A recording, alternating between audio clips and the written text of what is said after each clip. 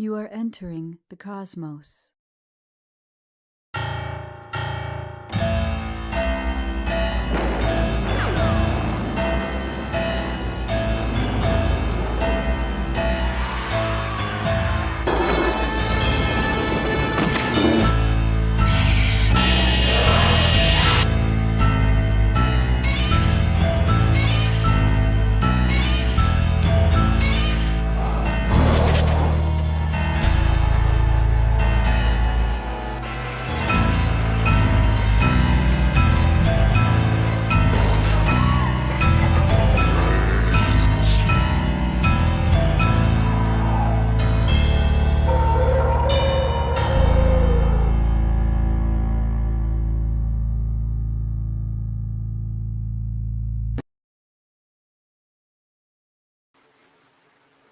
Well, here we go.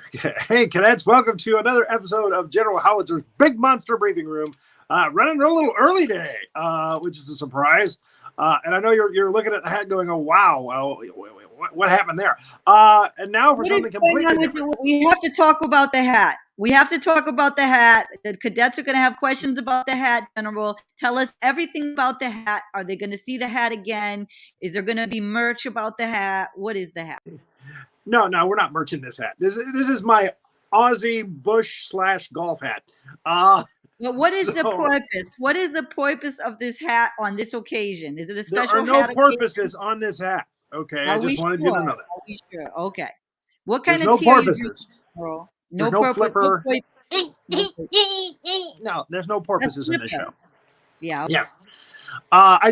Because this is such a different show, we're doing Monty Python. Hey, there's Fred Bowman. And I said to him, but he's our special guest today. He's our expert. He's going to weigh in on this training film. But I said to him, who's going to be the Fred Bowman in the comments? And look, he's doing double duty. He's actually doing. He's not only on the show today. He's already doing duty in the texts. Well, it was a very real concern for me because Cadet Bowman, of course, we look forward to him every single show. He comes up with some of the best insights, but now he's going to be on stage and off stage, I think. Well, and that's a good thing because you're not showing yourself. So no, I cannot show myself. I cannot show myself. Don't call attention to it, General. A double dose of Fred Bowman is a good thing when Major Hazzard's not showing herself. Yeah, but Fred Bowman almost didn't show himself. He's also occluded a little bit, but I can see him backstage now, and he's illuminated. He's in his dark little cavern. It's understood. Let's go ahead and bring him up. Hello. There he is. He's in his dark little place, and that's okay. Again, there's a very different show because who would have thought that on a show where we watch horror training films that we would be doing this particular film, which is Monty Python and the Holy Grail. Fred has been a very dedicated soldier who's commented on most every show. And I asked him, would you like to come on the show? I'd love to have you come on the show. And he said, no, I don't really want to come on the show. And I said, well, please, Fred, I'll do any movie you want. What movie would you like to do on the show? And he said, Monty Python and the Holy Grail is my favorite. And I said, this is a horror movie show, But then I started to think about it. There's a three-headed giant. There is a monster. There is a killer attack bunny who's vicious. There's the creepy bridge keeper. I mean, there's a lot of creepy, horrific stuff in this movie. So I said, yes, Fred, I will do that. For you, Fred, I will do that. Also, the people you sent around with the hot pokers really convinced me too. Well, there you go. So, but I wore this hat because it's completely different, just for you, Fred. It really brings out your eyes. Well, that's mighty nice of you, Fred. That's said with such sincerity too. Sorry, that incredible sincerity. Yes. Maybe that goes a little out of the milieu of the military. That was alliteration, by the way. Don't ask. Anywho, that would be also what happens in Cosmos stays in Cosmos. There you go. So we're pleased as Punch. We're pleased as Peach Tea to have you on the show. We love your comments. You're again a very dedicated soldier to these films, and appreciate it. So I went from occluded to shiny, by the way. But anyway, yes, please continue. The Shiny. We'll be doing that one soon. All right. We start out this movie with credits showing the Monty Python crew from Monty Python and the Monty Python's Flying Circus, and of course, there's shenanigans right out of the gate. You know, underneath the credits, you see the little Wick. What Dutch credits supposedly, and then it gets really silly. No, it's a Scandinavian language, whichever it is. Okay. Anyway. And then they get into the majestic moose, and then the llamas, and the usual Monty Python shit. And then we start out with England, way back in the day. Back on that last slide, going lightning speed. The first slide you had of Arthur standing under that wheel. I've watched this movie over and over a zillion times, and this is the first time I realized there is a man hanging off of that wheel. Oh, it's much bigger than I thought it was. Which doesn't really explain it, but apparently it's some sort of torture device. Well, there you go. And of course, he and Patsy. Insight. Patsy is played, of course, by director Terry Gilliam, who makes the best of even the small characters that he plays. Well, they all do. He usually grunts a lot. And they've got coconuts. They're banging the coconuts together instead of actually being on a horse. That's the gag at the beginning of the film. You hear the horse coming, and then it turns out to be a guy with coconuts. I believe that had to do with the fascination they had with radio plays, and I think that's how that's where the coconuts came from. They were eminently practical if you're making a horse noise, eminently silly if you have no horse to see. There you go. So they come up on a castle, and the guy is interested in the coconuts. He's like, "Hey, where'd you get the coconuts?" And it's are they migratory? Are you trying to say the coconuts are migratory? And they get into the whole thing about the swallows, the African European swallow. Could have carried it by the husk. All that nonsense. And of course, it's beautiful Michael Palin up at the top of this castle there. Yes. And then we come into the scene where they go into the next town over, and it's Eric Idle as the bring out your dead. Ding. Yes, and. John Cleese comes out with his, I guess it's his stepfather. I don't want to go off the cart. Come on, you big baby. You'll be dead, stone dead in a cold minute. They put the man on the cart. It's a nice little sticky stick. One of my favorite lines is, "I feel happy. I think I'm going to go for a walk." You're not fooling anyone, Yeah.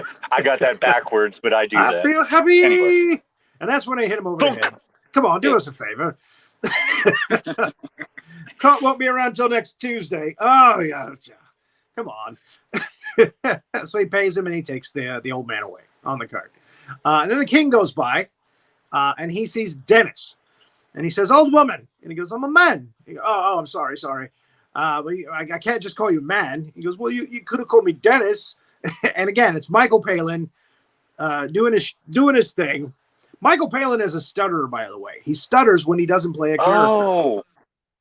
Oh, that explains several of the movies. Yeah, why he does Ken in the John Cleese movie Fish Called Wanda. Cleese wrote that character for him. I believe in Life of Brian too. One of them does that. Very possible. Very possible. Okay. But yeah, he was a stutterer. I think he overcame it finally because he was doing a travel TV show on BBC for a while, which was a really interesting one. He was Michael Palin. Yeah, well, yeah, and Terry Jones also did.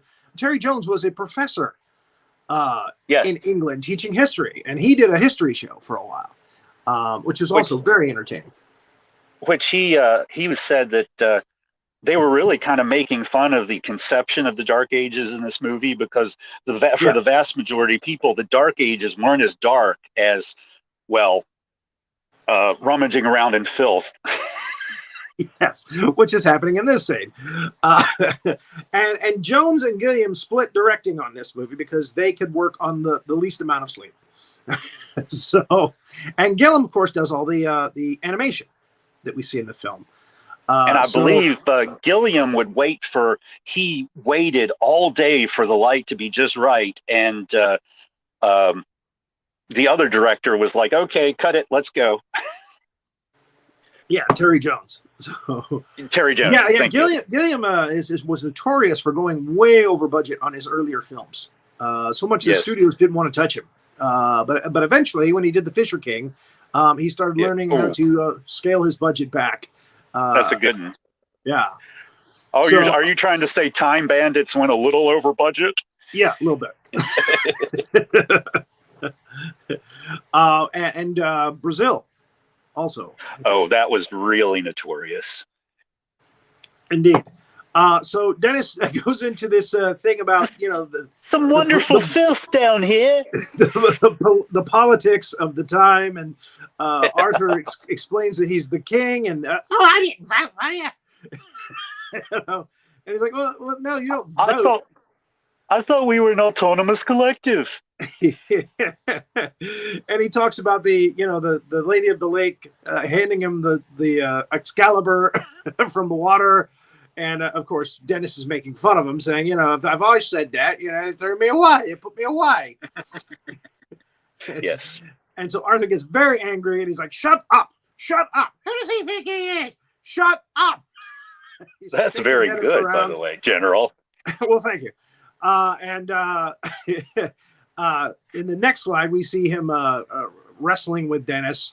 Oh, no, I'm sorry. That's Dennis explaining that they are the collective. So, but Arthur won't have any of it. He's just sick and tired of it. And again, I think we have another close-up of Dennis, which is there's Arthur being annoyed and Gilliam. Graham Chapman does annoyed so well, and I mean he was actually he was drunk through most of it, I believe. So when his crown is on sideways, it's probably because of that. He was notorious back in that time for. But he was also he was qualified as a doctor, and he would, after they were done shooting a scene, he'd have people come in and like a little clinic. Huh. Yeah, they all had talents beyond Monty Python. I guess they all wanted something to fall back on, maybe. I don't know. Well, I know that Chapman did stand-up comedy in clubs for a while, even as far as to do the skit that he used to do on Monty Python's Flying Circus, where he wrestles with himself. So here he is wrestling with Dennis versus Colin Bombar Harris. Yes, this is him wrestling Dennis, and Dennis is saying, "Come see the violence inherent in the system. Help! Help! I'm being oppressed." There you go, bloody peasant. Arthur moves. Oh, there's a dead giveaway right there. He's on his valiant steed. They're going through the woods again, and they come across the Black Knight. And the Black Knight is fighting with the Green Knight. I never noticed it was the Green Knight. Yeah. I'm a little colorblind. That's another joke right there. Yeah, I think Sir Gawain is the Green Knight. Am I right? In the real history. But he's anyway, associated with it. But don't get into that. But anyway, yeah, that's right. Sir Gawain slayed the Green Knight, but here they're saying that the Black Knight did it, putting a sword right through his mask, right through his head covering, his helmet. I believe it was all filmed in Scotland, wasn't it? Oh, well, that I don't know. Oh, Scotland and Wales, I believe. Anyway. Possibly. Yeah. Definitely looks like that kind of country. Yeah. So Arthur tries to get him to join their quest, and the Black Knight won't move. He says, "I move for no man," and it starts a really funny fight where Chapman really doesn't do much choreography at all when he's fighting. And after seeing the incredibly choreographed fight we just saw before this, makes it very funny that he's the king, and he really doesn't have to move that much when he's fighting to win a battle. He's got it accentuates the goofiness of the battle to not have any music in the background where they're starting to yell at each other, where the Black Knight's going, "Ah!" Okay. Well, yeah, they have very exciting music during this. And of course, he chops his arm off. And now my father went and saw this with me when I was a kid. And I never saw my father laugh so hard in his life as this scene in this movie. My father went down on one knee in the movie theater. We were in the front row of the movie theater, and he went down out of his chair. He was laughing so hard at this scene. And there he is taking the second arm. You got no arms. Yes, I have. It's just a scratch. It's a flesh wound. Come back here, you pansy. He takes his leg. What are you going to do, bleed on me? That's right, there's the hat. We'll call it a draw. And then they run on through. He's like, come back here, take what's coming to you. And he comes on Sir Gawain's neighborhood. And here we get a witch in this movie. There is a witch in this movie even. And they've put the witch nose on her, and they've dressed her up like a witch. She turned me into this a witch nude. is actually John Cleese's wife of the time, Carol Booth, who also starred with him on Fawlty Towers, the TV show. And she has a line which they love to use in Monty Python and the whole Monty Python's Flying Circus. It's a fair cop. Yes. Meaning, okay, they got me. Okay, they got me. And I don't here's know. the Monty Python crew claiming she's a witch. Can we go back to that slide real quick? But there's one guy there right over Cleese's shoulder that I just love. His face just is perfect for this time and this kind of scene. I think, are you talking about the one right over the behind Cleese? He's right behind Cleese. Yeah, he's over Cleese and Idle's shoulder there. Isn't that the princess from Swamp Castle?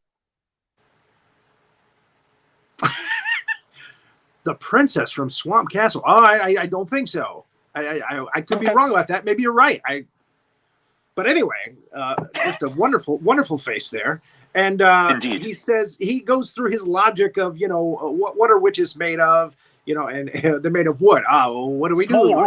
We burn it, burn wood. And King Arthur, who's watching, says, a duck. Wood is the same weight as a duck.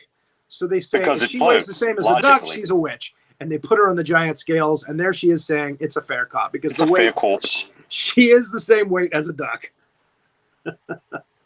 You can't argue with that kind of logic.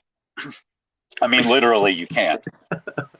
So he introduces himself to Bedemir, and Bedemir, takes to one knee, and that's what starts the actual quest where he starts to pick up knights. And we get the book of the film, which is on that last scene, and yes. on another one later. If you notice on their hallmark, there's a tree and a sun. So I cannot believe that Python did not realize that spelled tree sun. Oh, maybe they did know. I'm pretty sure they did. So this is Gilliam's animation, or he does a book shtick here with Lancelot. They introduce Lancelot's character, which is John Cleese. Then they introduce Sir Galahad the Pure, who is Michael Palin, and Sir Robin, played by Eric Idle. Not as brave as Lancelot. Not as brave as Lancelot, who stood up to the Bristol. Who personally wet himself at the Battle of Baden Hill. And then the aptly named knight who was not in this film. Yes. That's the next one. They put a little baby in, or they superimposed a baby's face in there. And this is when the gorilla's hand takes over. Right. Which is the shtick with the book, is there was a female hand changing the pages, and then a gorilla hand comes in, takes it out. So there's a gorilla in the movie too, another horrific element. So now they're making their way to Camelot, and they finally reach Camelot. And there it is. Camelot. And you know Camelot. What I'm thinking. Camelot. Yes. It's only a mortal. And the irony is, It really, that scene, that is a model. That is a mock-up of the castle. Yes, the rest of the castles are real, actually. The most of them that they come up to in this film, but that is a model. And then we have the musical shtick by Neil Innes. Wrote all of the musical numbers for this. This is a musical, and again, they play it as a musical on stage now too, as Spamalot. It's called Spamalot.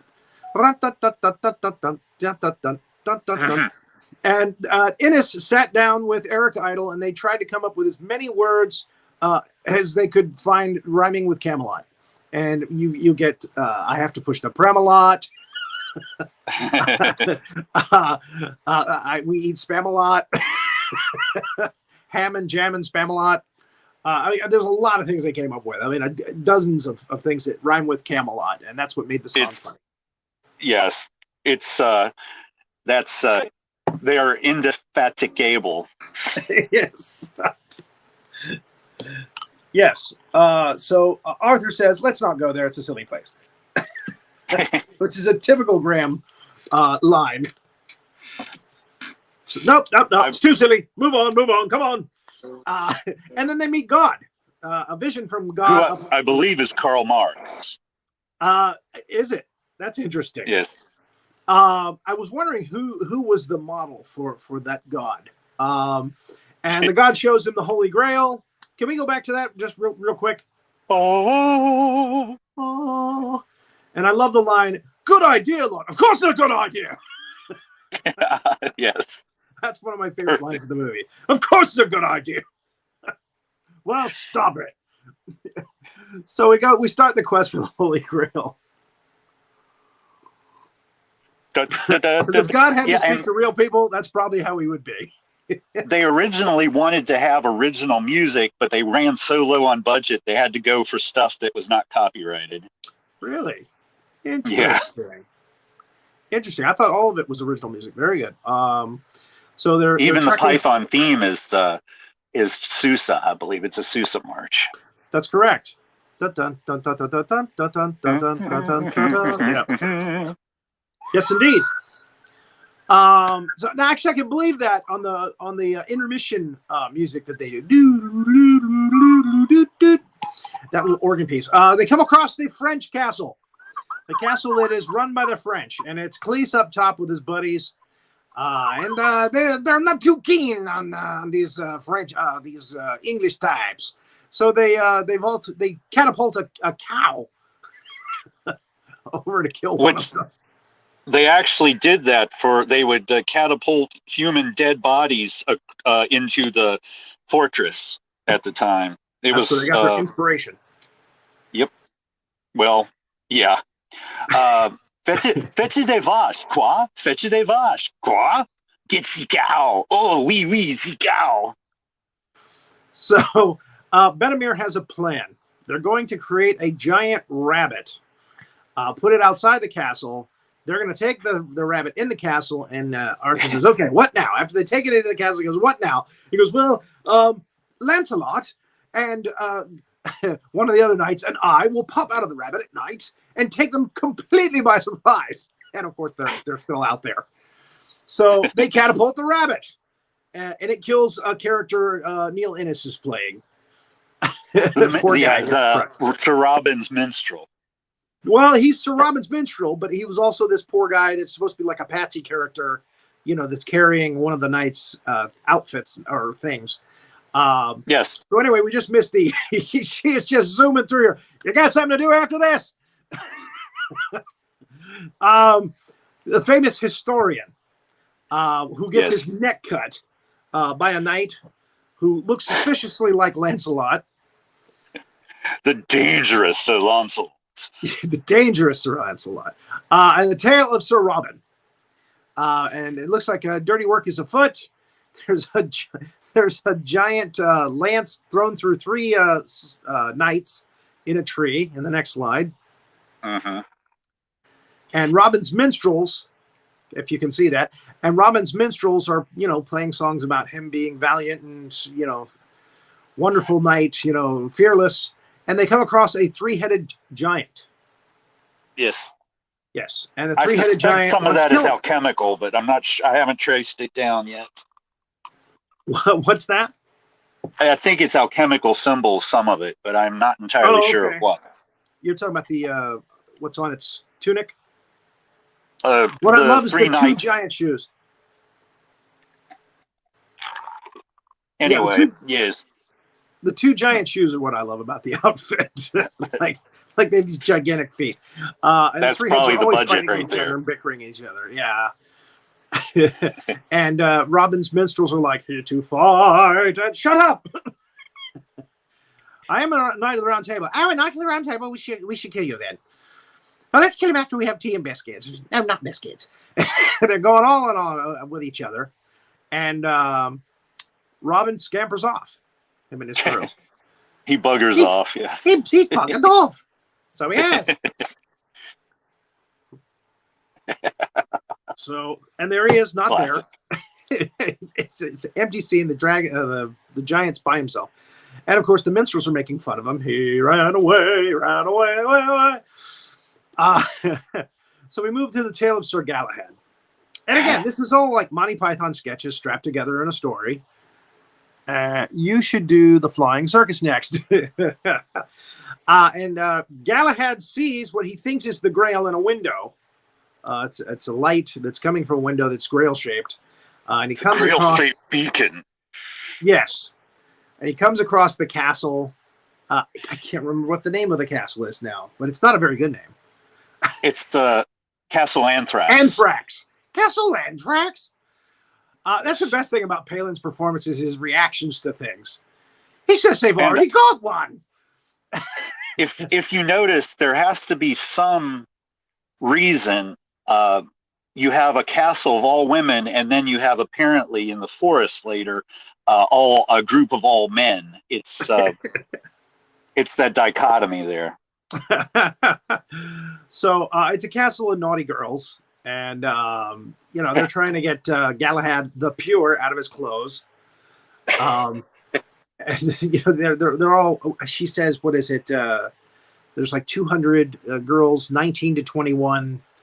And it's a vagina gag, is what it is. And they even point it out as such. Piglet and Winston, I believe. Piglet and Winston. He knows the names. I only know Newt's name. Newt is the identical twin sister. Naughty, bad Zoot. Zoot. There it is. Zoot. She was the one that put the Grail-shaped beacon in the window to try to get a knight to come to them. Yes. And he's going to have to give her a spanking. He's going to have to tie her down and give her a spanking. A spanking! Give them all spankings. Carol Booth said in interviews later that this was typical of the kind of stuff that she was given by the Monty Python crew to do. It's all very sexual stuff for her. It would not have been the same without her, though. She owned all of it. Yeah. And again, on the show, on Flying Circus, she did a lot of very funny stuff. She is really technically the seventh Python. I think. Some people say Neil Innes, but I say Carol. That's just I would have to say she looms large in the Python mythology. Yeah. And Lancelot shows up and takes him away from the peril. I can have a little peril, okay? Guys, let me go back and face some of the peril. Just a little peril. Nope, it's too perilous. He ushers them away from that. Yeah, that's one of somebody's favorite lines. So, I bet you're gay. That's Galahad's last line in the scene. Yes. And then we come to scene 24, and the gorilla is still manning the book. And scene 24 is a lovely scene with some wonderful lighting, where they meet the old man, who turns out to be the bridge keeper of the Bridge of Death. And he's steering them towards that Bridge of Death. Yes. And of course, that's Terry Question 3 of the Grail, you see. Yes. So it's Terry Gilliam again, playing another delight. Find themselves in the middle of the woods, and they're going through these spooky woods, and they run across the knights who say "Ni," and their leader, played by Palin, is also a giant. Either that or he's standing on a very tall, something. See how tall A shrubbery. A tall shrubbery. That's what he's standing on. And that's what they want. They want a shrubbery. Oh, naturally. A little two-level effect. But then we run off to Lancelot. A path.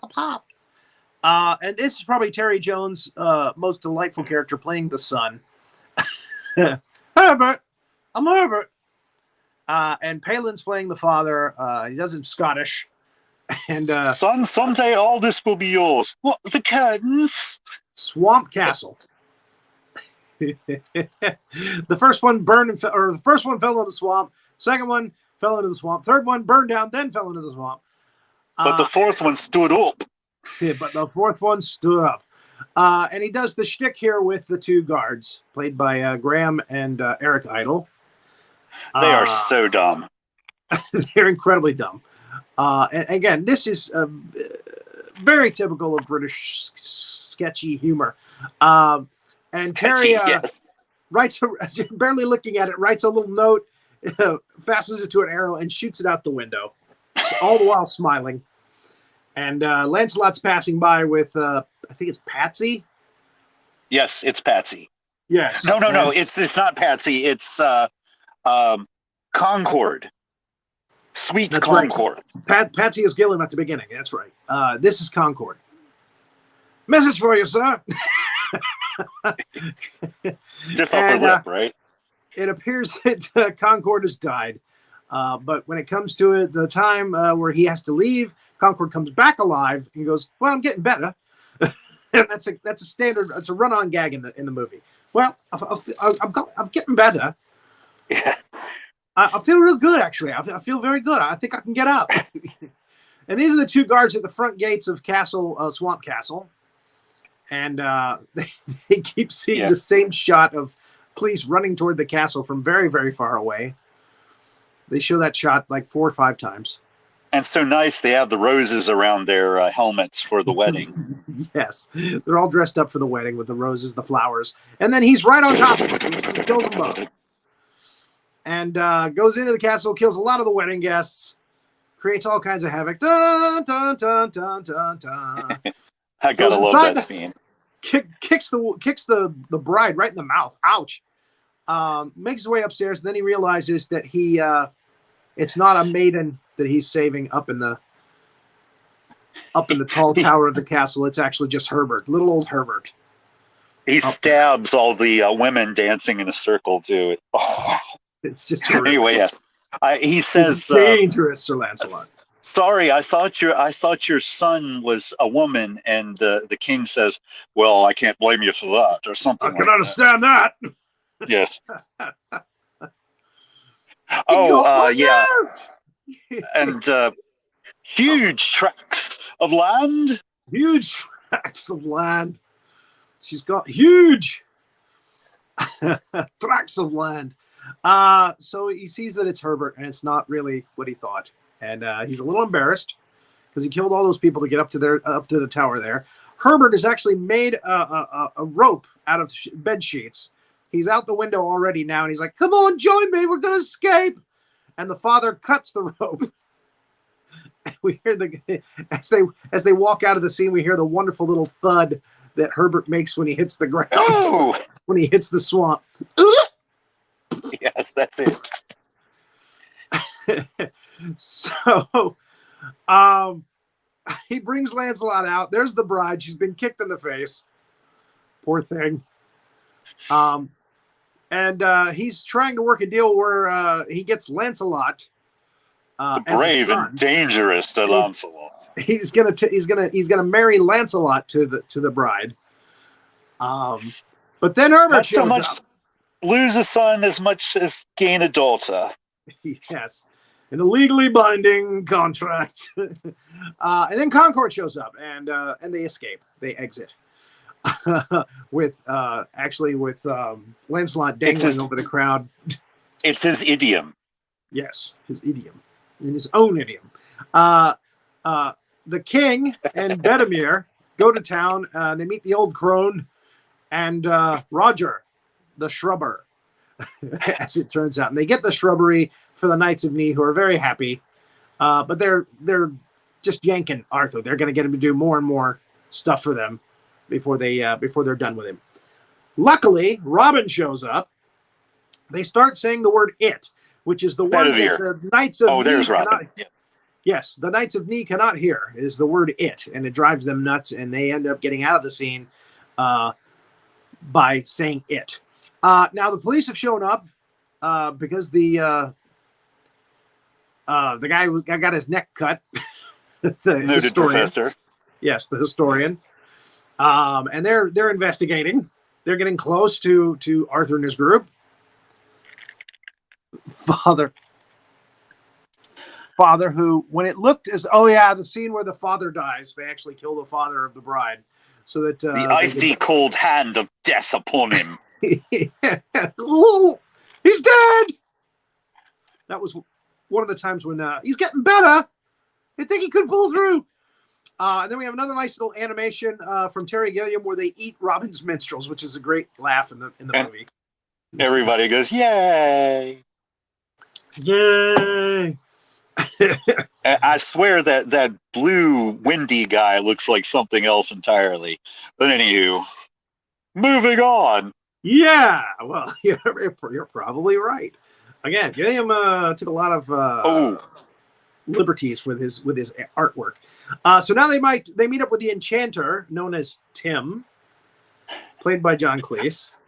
Originally, he had a long name, but he blanked out on it. So he just, in front of all of them who were expecting his name, he said, "They call me Tim." And that was probably another time when the others were just trying not to crack up on camera. Some call me Tim. A what? A grail? Grail?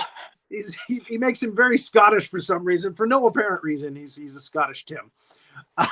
So he does a lot of fire tricks. He's shooting fire and everything, and he's got. And they applaud. Yes, kind of a half-hearted applause. They're trying to get to business. So Tim shows them the cave that they're looking for, but he warns them that the cave is guarded by a vicious beast. So they're expecting a horrific, vicious beast. There's bones with nasty, pointy teeth. With nasty, pointy teeth.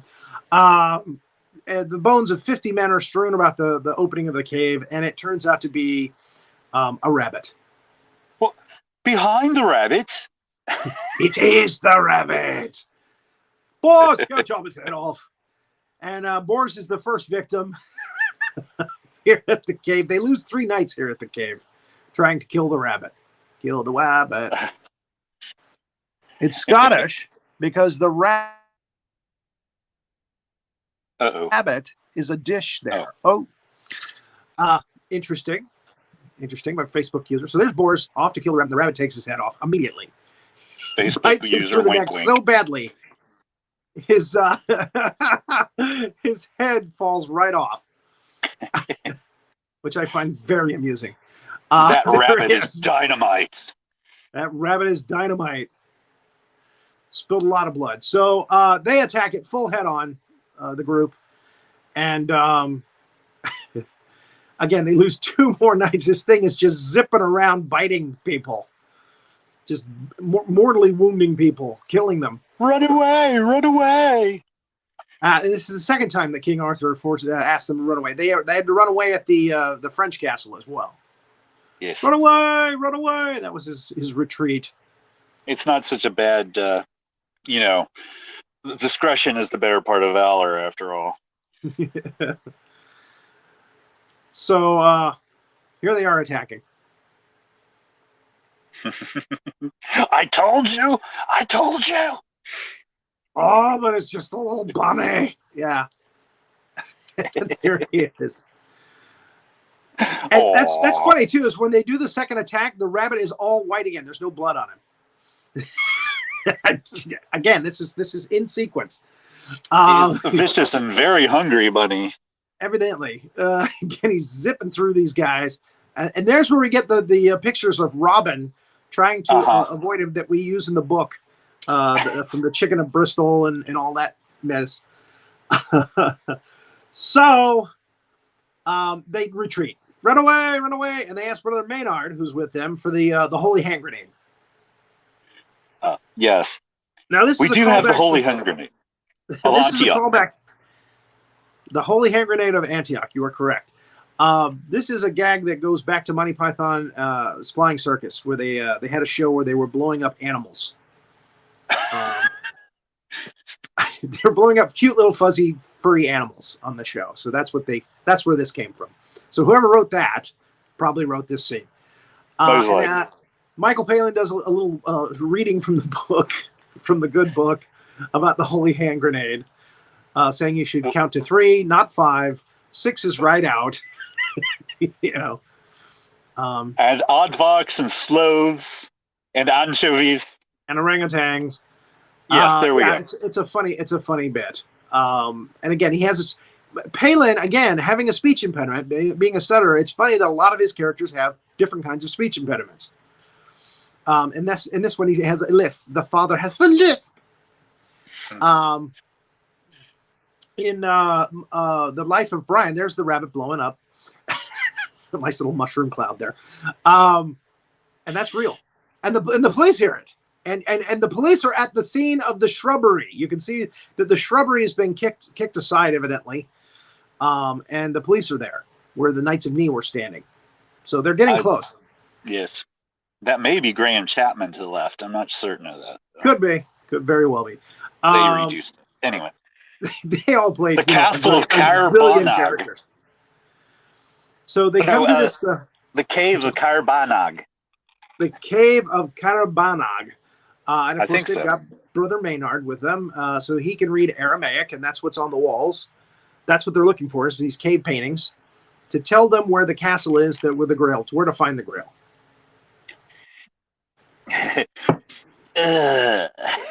So he reads it, and at the end of it, it says, the Castle of... So it's a Castle Ag.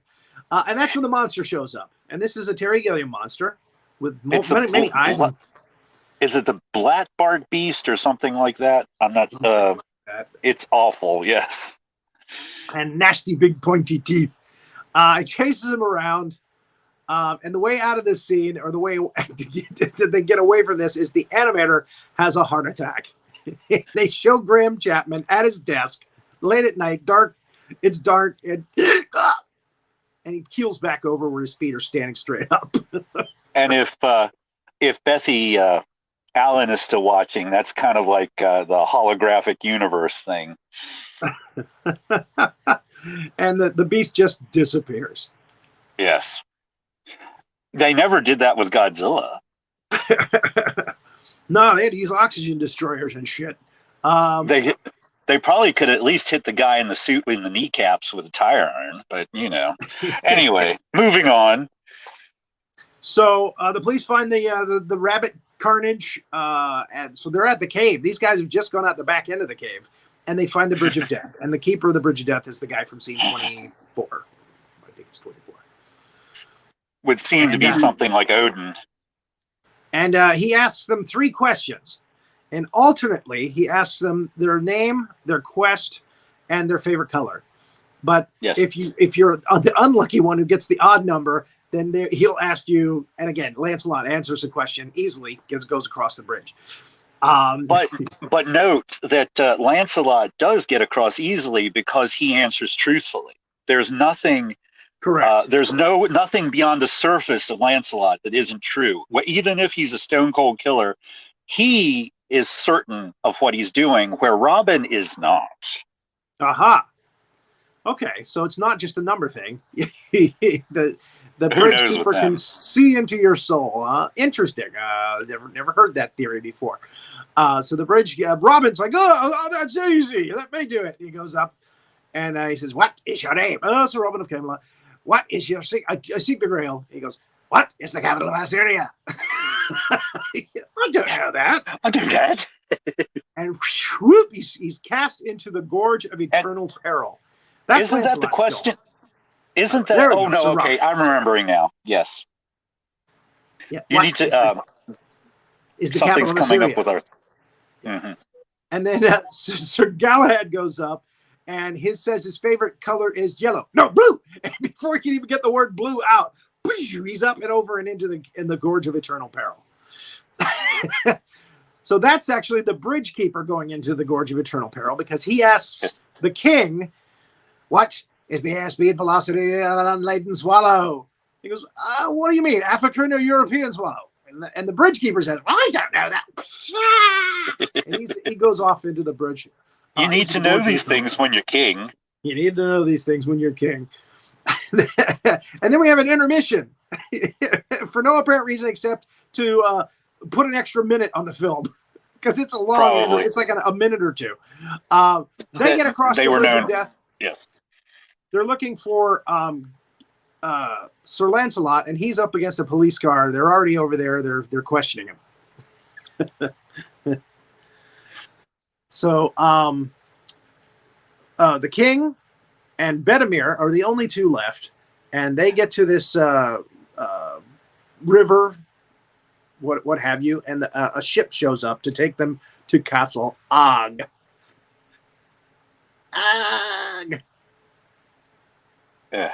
Yeah, dragon ship. Yeah, a dragon ship. That's right. Very Nordic. Yes. It reminds me of the whole Lady of the Lake thing of Avalon too. There you go. So they get to the castle, and there we have stuff dumped on them. Treason again. Treason. Yeah. And it's the French. The French have beat them to the castle Ag. So they really do have, his master really does have a grail now, I guess. It's a very nice.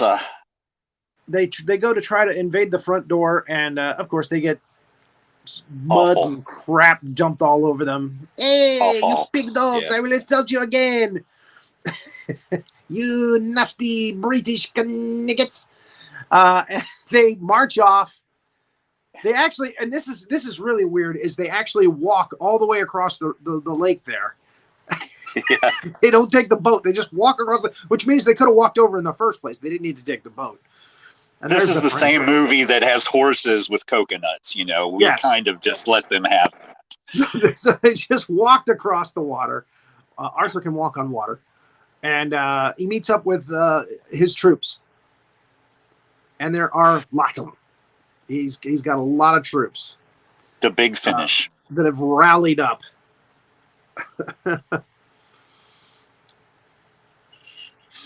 Okay. So Arthur says, "It's time to attack!" And they get their weapons ready, and they ring, and then the police move in.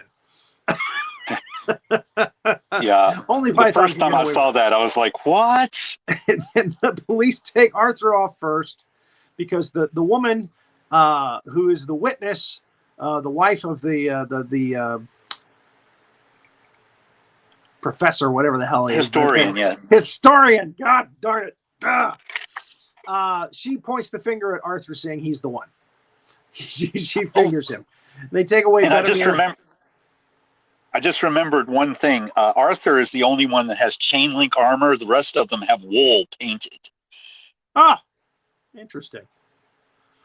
Because of the budget, anyway. Obviously. Oh yes, lack thereof. The lack of budget. This movie paid a lot of money too. This started the movie franchise for the Monty Python crew. I know that must have made a lot of money for the studio. Again, especially since you tell me it's such a cheap budget. Well, and again, this was what, 1974 or 75. In 77, they made Star Wars for $8 million.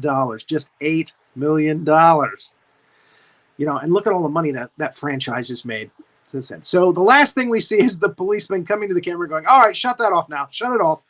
He puts his hand up against the camera, and then we get it looks like the camera's broken and the film is scratching film going up and down. And that's it. Monty Python and the Holy Grail. A lot of horrific images and stuff in there, monsters and such. So it fits the bill for this show, and definitely fun to go through. It was a little something completely different. Something completely different. And that's why I wore the hat. Something completely different. And I just got to the bottom of my teacup. General, how come you so smooth? You know, I don't know. I don't consider It myself must to be be. really incredibly smooth. Maybe it's the peach tea. Could be. Keeps me regular.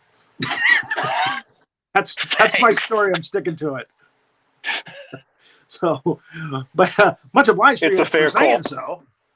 Much obliged It's for a you fair for saying call. so. It's a fair cop. It is. It's a fair cop. And this was a lot of fun, as much as I thought it was going to be. I'm sorry I stepped on you a couple of times there, trying to get stuff out, Oh, and I it was apologize. mutual. I think there's some people we have a little bit of a delay.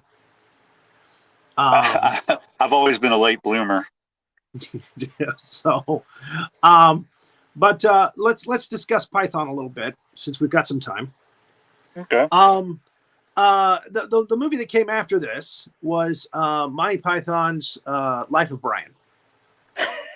He's not the Messiah. He's a very naughty boy. That's right. No, it's not Messiah here. Go home. Again, they took on English history with this one, and they decided, how can we shock people more than destroying English history? I know. Let's go after the Bible. Well, though, in interviews, they always said that they never made fun of the Bible. There we go. Yeah, they Never made fun of religion. They never made fun of God, but they did make fun of religion because you can't touch God. Right. And he has a great lawyer. And the whole thing was it was a parody in the fact that Brian existed alongside Jesus, and he kept getting confused for Jesus. And strangely enough, the scene where they're on the Temple Mount, I think the Temple Mount, where all the prophets are preaching at the same time, that was actually accurate of the time because there were 1,000 different versions of messianic religions at the time. Well, and again, you have to think that Terry Jones, knowing history the way he does, is probably basically responsible for creating the timeline for these two movies. Because after that, they did the history of, I'm sorry, not the history of the world. Monty Python and The Meaning of Life. The Meaning of Life. Oh, yes. That's a classic. Which is just a series of sketches. And again, they What's just it all strap it about? together. They strap it together. My favorite sketch in that is the one where they're in the battlefield and they're carrying a grandfather clock across it as a present, as a birthday present. And they have a birthday party for the one guy. That's my favorite one. My favorite scene is Mr. Creosote. it's incredibly fat. Well, and you go for the classy, though. It's wafer thin. Yeah, I like the classy stuff. It is wafer thin. I can't eat another fucking thing. With eggs on top. But another Carol Cleveland line that's about she's bleeding all over. She's menstruating and she's bleeding all over the place, and that's why they have to leave the restaurant. It's just wow. Anyway. And then after that, it was just them getting together and doing some skits as old men. After that, that was the last real Python movie. They always expected them to do at least one more. It just never kind of happened. There was a half Python movie in Eric the Viking. You had several of the cast, but you didn't have the whole cast in it. Do you mean Yellowbeard or? No, I really thought Yellowbeard sucked. But anyway, no, there is a movie, I think, was it Tim Robbins? Was he an actor? Yeah. Eric the Viking. It's a great movie. It has several.